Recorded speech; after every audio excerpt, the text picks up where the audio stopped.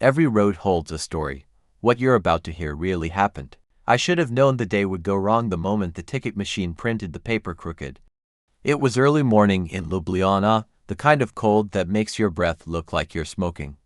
I had a cheap coffee in one hand, my backpack in the other, and the confidence of someone who thinks they understand foreign bus systems. Spoiler, I did not. The bus station was small, just a few platforms, a tiny convenience store, and a bored guy behind the counter who looked like he'd been inhaling diesel fumes since 1998. I bought my ticket from one of those outdated touchscreen kiosks that beep aggressively anytime you touch the wrong corner. When it finally spat out my ticket, the paper was tilted and the ink looked faint, but I shrugged. A ticket is a ticket, I told myself. It was not. When the bus pulled up, the driver didn't even make eye contact. He just scanned everyone's ticket with that little handheld machine.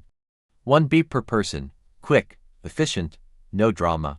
But when he scanned mine, the machine didn't beep, it screamed. A long, angry electronic sound like a robot yelling nope. The driver frowned, scanned it again, same awful sound. He tried a third time, then tapped the screen like it personally offended him. Finally he looked up at me and said, in heavily accented English, "Where did you get this?" "At the machine," I said, "right inside." He lifted the ticket, held it toward the sunlight. "This is not valid." My stomach dropped. "How? I just bought it." He pointed at the date, then the route, then the QR code. Every single thing was wrong. The date was yesterday. The route was for a completely different city. And the QR code wasn't even a code, it was just a smudged square of pixelated nonsense. But I selected today's trip, I insisted. The driver shrugged, already half done with the conversation. "Machine is old. You need new ticket. This one is garbage." I swear he made a little trash-tossing gesture with his hand. People behind me sighed. Someone muttered something impatient under their breath. A woman in a wool coat hissed, "Tourists," like it was an insult. I stepped aside to let everyone else board. The driver said he'd wait 1 minute for me to buy a new ticket. I sprinted back to the kiosk, but of course, the moment I reached it, a bright red message appeared on the screen, out of order. It might as well have said, "Haha, good luck." I turned in circles, desperate. No ticket office, no attendant, no functioning kiosk. And the driver was already revving the engine like he was daring me to keep trying. I ran back toward the bus, waving the useless ticket like a white flag. "Can I buy one from you?" I asked the driver, breathless. "No," he said. "You need real ticket." "But the machine is broken." He lifted one eyebrow like that sounded like a personal problem. Then he shut the luggage compartment door with a final, echoing thunk. "Next bus is in 5 hours," he said. "Sorry." And just like that, he pulled away, leaving me standing there alone. With a backpack, a cold coffee, and a ticket that wasn't valid anywhere. I stared at the empty platform, heart racing, trying to decide whether to laugh, cry, or scream. But then someone touched my shoulder. I turned around and froze. It was a woman about my age, holding a bus ticket in her hand. And she said something I'll never forget. "Hey, I think you're on the wrong side of this story. Come with me." She didn't wait for my answer. She just turned and started walking fast like someone who knew exactly where she was going. For a second I stood frozen, backpack half slipped from my shoulder, brain still processing the humiliation I'd just endured. But something about her tone. Confident, certain, not pitying, but knowing. It made me move. "Wait, where are we going?" I called out. She glanced back with a quick, bright look. "To catch your bus," she said. "But not that bus." That didn't make sense. But at that point nothing in my morning made sense, so I jogged to catch up. Her boots clicked against the pavement with this steady rhythm, her ponytail swaying, her scarf wrapped like she'd done this walk 1,000 times. I was still breathless and confused when I said, "That ticket machine, my ticket everything was just broken," she guessed. "Yeah," I said. "How did you know?" She smirked. "Because it happens every winter. People buy useless tickets from that stupid machine, and then they stand here arguing with the driver like it's going to change anything." I blinked. "So this is normal?" "Very," she said. "And you've seen this happen before?" "Pretty much every week, but why doesn't anyone fix it?" She gave me a dark little laugh. "This is Eastern Europe," she said. "That machine will still be there after we're dead." I snorted. I couldn't help it. It was the first genuinely good thing to happen to me all morning. We turned a corner toward a smaller road. No buses, no signs. Just a narrow street lined with apartment buildings and a bakery that smelled like heaven. "Oh, is this the right way?" I asked. "Yep." But the bus already left. "Not your bus," I frowned. "Okay, seriously. How are you so sure of all this?" She stopped walking long enough to face me, looping her ticket in the air. "Because I take this route every day," she said. "There's a second bus that doesn't show up on Google Maps. Locals use it. It stops a few blocks from here. And why didn't anyone tell me that?" She shrugged. "Because nobody cares. Except me, apparently." That last line made me smile. We reached a tiny, unmarked stop. It looked like a regular sidewalk. Old bench, no schedule, no sign. Just a faded yellow paint line on the curb. "Seriously?" I asked. "This is it," she said. "How do people know?" "They don't," she said. "You only know if someone shows you." She looked at me, then really looked. And something about her expression softened. "You looked like you needed someone to show you." A strange warmth crept into my chest. I didn't know her name. I didn't know why she was helping me, but I was suddenly very, very glad she did. We sat on the old bench. It creaked under us. The street was quiet except for the distant hum of traffic and the bakery door slamming every few minutes. She rested her elbows on her knees. "So where are you heading?" she asked. "Lake Bled," I said. Eventually, she nodded approvingly. "Pretty, touristy, but pretty. You?" "Work," she said, lifting her ticket. "Every day, same time, same commute. Do you like it?" She shrugged as if the answer was too big to unpack. "It pays rent." We sat in silence for a moment. Then she asked, "So how long have you been traveling?" "A few weeks." "Alone?" "Yeah." "You like it?" I thought for a second. I like parts of it. But sometimes I feel like I have no idea what I'm doing. She laughed gently. "Welcome to the club." The bus arrived with a rough stop, smaller, older, louder than the official one. The door opened with a groan that sounded like a cow giving birth. "That's our ride," she said. I stood, hesitating. "Are you sure my useless ticket is okay here?" She grinned. "Oh, no. They won't even look at it." "How is that better? You'll see."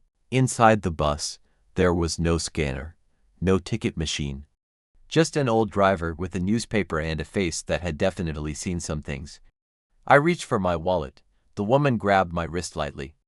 "No," she whispered. "Sit." "What? Why?" "You don't pay." "Why not?" She smirked. "Because this bus doesn't care who you are or what ticket you have. If you're here, you're here." That made absolutely no sense. But I sat. And the driver didn't ask. Didn't check. Didn't even look at me. He just shut the doors, muttered something in Slovenian, and started driving. She turned to me, leaning back in her seat. "See," she said. "Problem solved." I stared at her. "You just saved my entire day." She shrugged, pretending it was nothing, but there was a small, proud smile on her lips. "That's what happens when your bus ticket isn't valid anywhere," she said.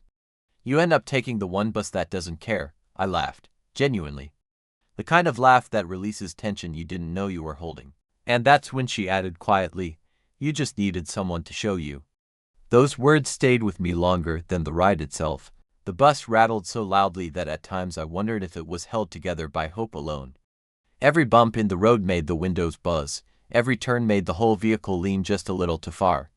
But the woman beside me sat like she'd been riding this exact bus her whole life, calm, steady, almost comfortable in the chaos. I glanced at her. "You really take this every day?" "Every single morning," she said. "And every single evening." "Does it ever, fall apart?" She smirked. "Twice. But only on the uphill." I burst out laughing. It felt good to laugh. The morning had been a mess, but now everything felt strangely lighter, like I'd been picked up out of one story and dropped into another. The bus lurched forward, the driver humming an off-key tune, and she leaned slightly closer so she wouldn't have to shout. "So," she said, "tell me what happened with your ticket." I told her everything: the broken machine, the crooked print, the QR code that looked like modern art, the driver who treated me like I'd asked him to adopt me. She raised her eyebrows with each detail. At the end she shook her head knowingly. "Oh yeah," she said. "You never used that machine." "How was I supposed to know you weren't?" she said. "That's why you needed someone like me." There was no bragging in her tone, just quiet confidence, a simple statement of fact. And maybe she was right. Maybe travel isn't always about what you can figure out on your own.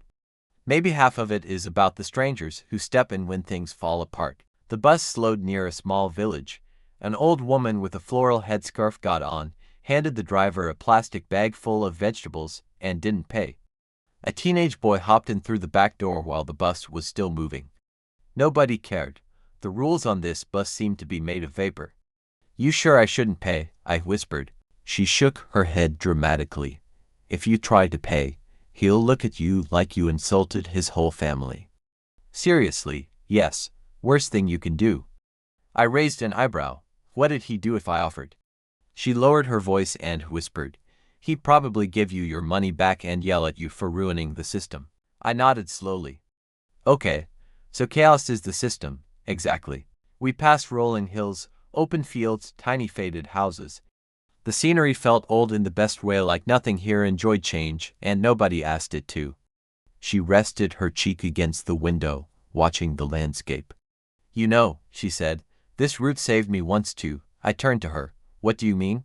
"This unmarked bus," she said with a small laugh. "When I first moved here, I didn't understand the language. I didn't know the streets. I couldn't afford the tourist buses. So I got lost all the time. Until I found this." She tapped her ticket lightly. "This became my lifeline.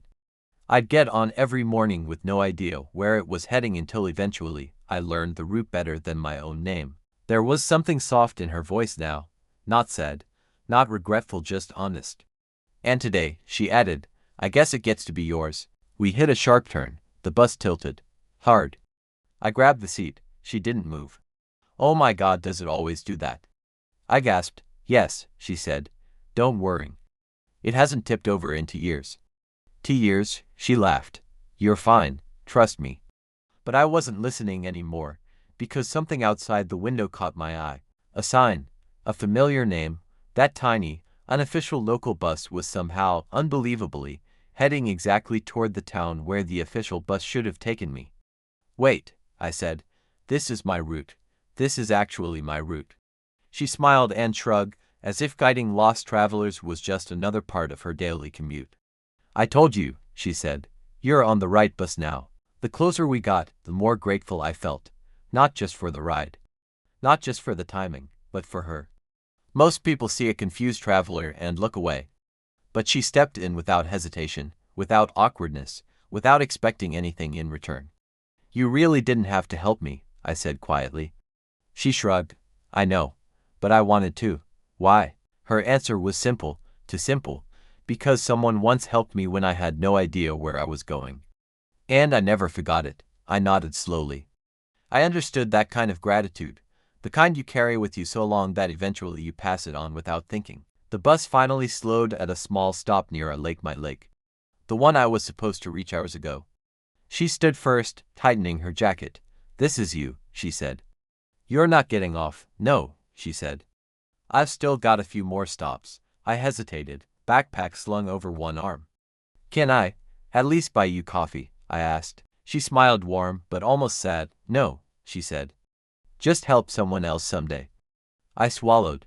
"Are you sure?" She nodded. "That's how these things work." The doors creaked open. Cold air rushed in. I stepped out onto the quiet road beside the lake. She shrugged. "I know. But I wanted to." "Why?" Her answer was simple, too simple. "Because someone once helped me when I had no idea where I was going. And I never forgot it." I nodded slowly.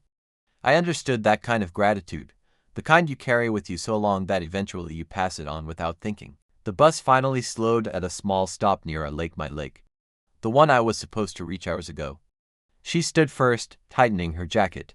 "This is you," she said. "You're not getting off." "No," she said. "I've still got a few more stops." I hesitated, backpack slung over one arm. "Can I, at least buy you coffee?" I asked. She smiled, warm but almost sad. "No," she said. "Just help someone else someday." I swallowed. "Are you sure?" She nodded. "That's how these things work." The doors creaked open. Cold air rushed in. I stepped out onto the quiet road beside the lake. Before the bus pulled away, she leaned toward the open doorway and said, "Oh, one more thing." "Yeah." She pointed at my folded, useless ticket sticking out of my pocket. "Throw that thing away. It's cursed." The driver barked out a laugh for the first time all morning. The doors closed, the bus rumbled forward, and she disappeared down the road. I stood there for a long moment, staring after the bus, holding the worthless ticket that had somehow led me exactly where I needed to be. I knew then, this wasn't a story about a broken machine, or a useless ticket, or a missed bus. It was a story about the people we meet when everything goes wrong. The wind coming off the lake was cold enough to sting, but I barely felt it. I just stood there, watching the tiny bus shrink into the distance until it became nothing but a faint hum on the quiet road. For a second, I wondered if I should have insisted on buying her coffee, or at least asked her name, or where she was headed, or why she'd chosen to help me. But maybe that was the point. Some people aren't meant to stay. They pass through your life the way the road passes under a bus, fast, unexpected, impossible to hold on to. I pulled the useless ticket from my pocket. The crooked barcode ... the faded ink. The mistake that ruined my morning, and led me to the person who saved the rest of my day.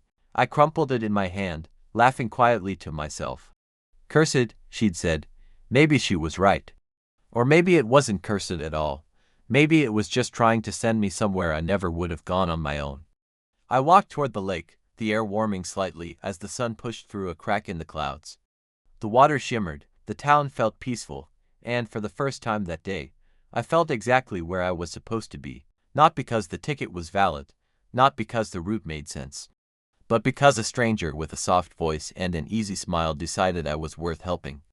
And I promised myself right there, by that lake, the next time I saw someone lost, confused, tired, out of place, I wouldn't look away. I'd step in, just like she did, because sometimes the smallest kindness on the worst morning becomes the story you carry with you for the rest of your life. And sometimes, the wrong bus takes you exactly to the right people.